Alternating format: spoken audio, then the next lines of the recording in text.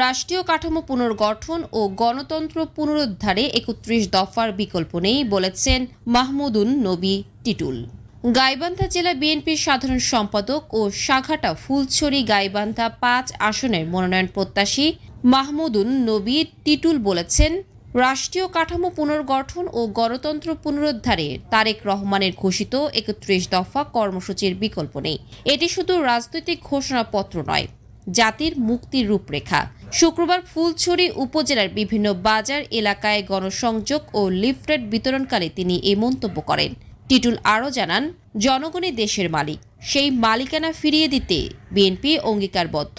দিনব্যাপী কর্মসূচিতে বিভিন্ন চরাঞ্চলের ভোটারদের সঙ্গে মতবিনিময় করেন এবং তাদের সমস্যার কথা শোনেন। এ সময় স্থানীয় বিএনপি ও সহযোগী সংগঠনের নেতাকর্মীরা উপস্থিত ছিলেন।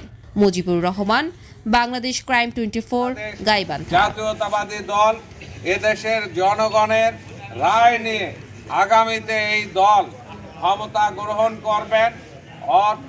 এই ক্ষমতা গ্রহণ করার পর তারা এই জাতির জন্য কাজ করবেন।